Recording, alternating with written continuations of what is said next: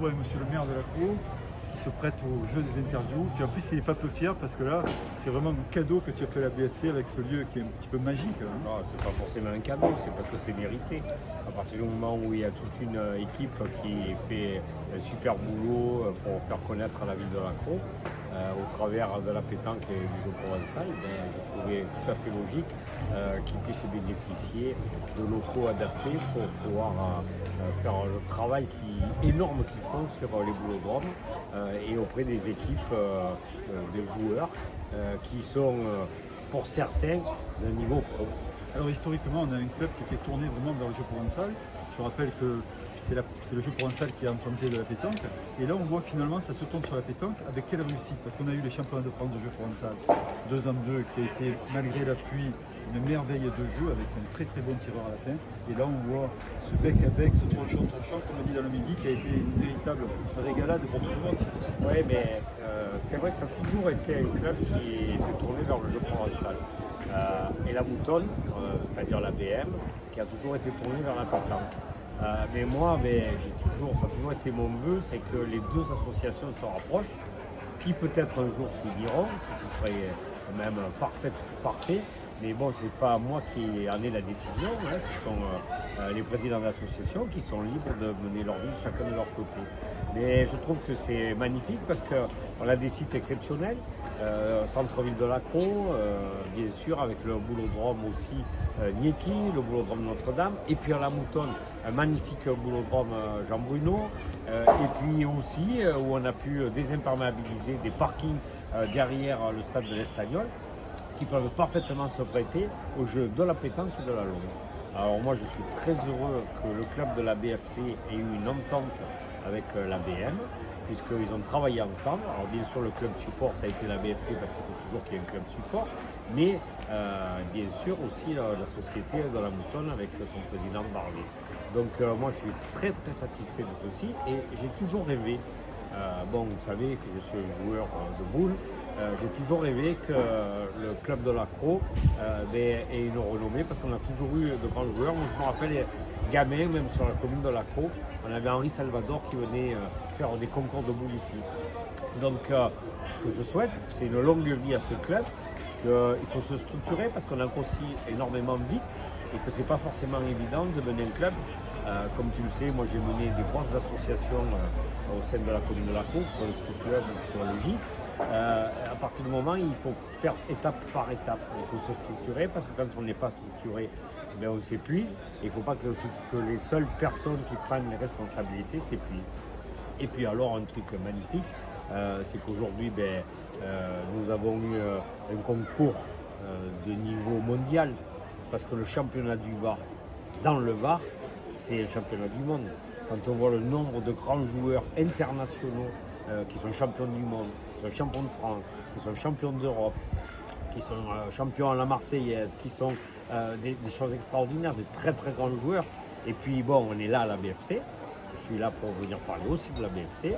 Les joueurs de la BFC je voulais te poser une question qui ont brillé. Un petit mot pour Jérémy et surtout pour Lolo. Jérémy, Lolo, mais tous. Quart de finaliste, mais tous, Lolo. parce qu'on avait quand même hier soir, après le 32e de finale, c'est-à-dire qualifiés pour le 16e, plus de 8 joueurs qui étaient qualifiés. Donc c'est quand même assez extraordinaire. Ça veut dire que le niveau, c'est pas que quelques joueurs phares, c'est tout un bon nombre de joueurs qui ont des performances. Et puis bien sûr, il y en a un qui nous a fait rêver, c'est Lolo. Hier soir, j'ai discuté avec les responsables de Bouygues Notes. Ce qu'ils nous ont dit, mais la partie Rizzi, Laurent Matraglia, elle sera inscrite dans les annales. Ça a été un top 5 des grandes parties de pétanque qui puissent exister. Pas une boule manquée. Qu'est-ce qui a fait la différence? Simplement une boule un peu chiquée par Rizzi à la fin qui fait que Laurent peut gagner. Autrement, ça aurait pu être à l'inverse. Voilà, donc c'est une partie magnifique. Après, Laurent, il rencontre sur son chemin que des grands joueurs.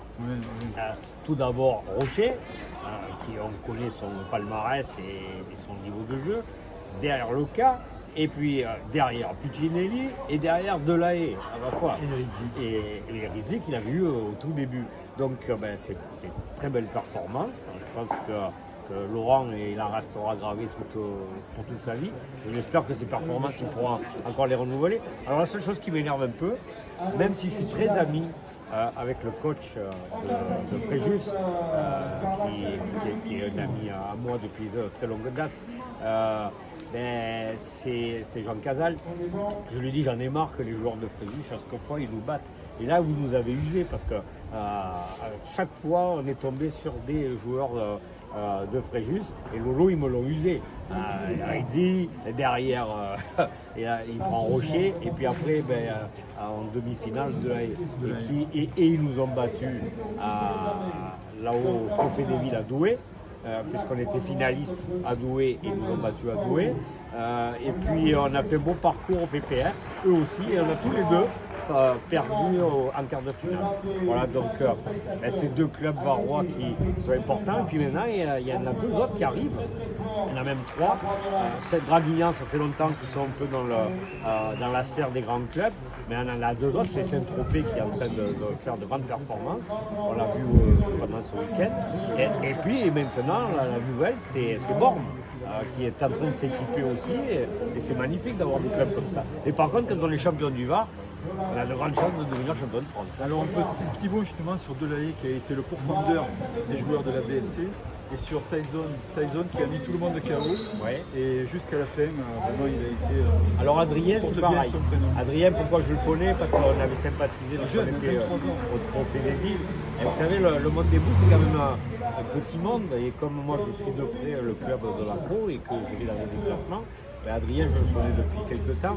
Et j'ai discuté avec lui là, après son échec en finale. Bon palmarès là tout au long du week-end, mais son échec en finale. Et il était déçu. J'étais avec Stéphane Robineau. Il lui a dit, mais il y a un truc qu'on n'a pas compris dans la finale, c'est que tous les autres parties, tu marchais dessus les autres joueurs. C'est-à-dire que tu attaquais en permanence. Et sur cette finale, tu n'as pas attaqué. Et Stéphane partageait le point de vue. On lui a dit, alors on ne voulait pas trop lui dire trop fort parce qu'il était très déçu de sa performance parce qu'il voulait être champion du Var et qualifié au champion de France. Bon, il sera qualifié pour la Ligue, comme Lolo d'ailleurs. Voilà, mais il était très déçu. Mais on n'a pas compris, je ne sais pas, est-ce que Molina, ça fait un peu peur. Vous savez, dans ces jeux, je suis un peu long, mais je tiens à le dire parce que je les suis de partout. Les gens, ils ne sont pas pareils quand ils sont face à un joueur qu'on a senti très fort. Et là, ça a été le cas. Il sentait Molina fort, voilà. Il le sentait fort et il n'a pas attaqué. Alors que Lolo, pourquoi il a gagné Rizzi? Parce qu'il a attaqué. Il a attaqué des choses où personne n'aurait. Il tirait des boules qui étaient à 2 mètres. et pour pouvoir faire des points. Alors, un petit mot par rapport à toi, tu as participé donc au concours, tu as failli sortir des poules et tu serais tombé sur le cahier. Ouais. Alors, nous, on a Lolo et là, tu tombais contre Kosciello. Et moi, je tombais contre Kosciello et je perds bêtement parce que je suis en train de gagner 12 à 11. Le joueur, il me gagne le point à sa dernière boule. J'ai 2 boules en main. La première, je la tire, je la manque. La deuxième, je ne dois jamais la tirer, surtout que j'avais très bien pointé. Il suffisait que je gêne le point, j'avais gagné la partie. Et si je le perds, on est 12 à 12. J'ai tiré, j'ai frappé la mienne. Voilà, quand on n'est pas bon. Alors, un dernier petit mot, parce que je sais que ça te tient à cœur. Quand on voit ces jeunes qui sont là, et l'intégration des jeunes en même temps que la finale ouais, mais je ne veux pas trop en dire parce que je sens qu'il va y avoir des gens du club qui vont dire qu'est-ce qu'ils nous demandent encore. Je rêve maintenant qu'on arrive à faire de la pétanque, qu'on arrive à faire de la longue, qu'on fait des performances. Je rêve qu'un jour il y ait quelques joueurs de bon niveau qui aient envie de vraiment lancer une école de boules sur ce club. Parce qu'on a essayé, mais ça a été un balbutiement. Et maintenant il faut qu'on réussisse.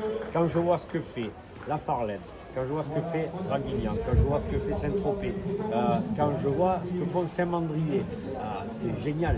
Quand on voit ces gamins jouer, la classe qu'ils ont pour jouer, les carreaux qu'ils font, les points qu'ils mettent, c'est extraordinaire. Donc il faut qu'on y arrive. En tout cas, le président de la BC, c'est le président de Saint-Tropez, ce qu'il m'a dit, en tout cas, vous avez la chance, vous avez le titre de champion de France, vous n'en avez pas encore un, et on y court après, on espère en avoir un avec Tyson. Voilà. En tout cas, merci.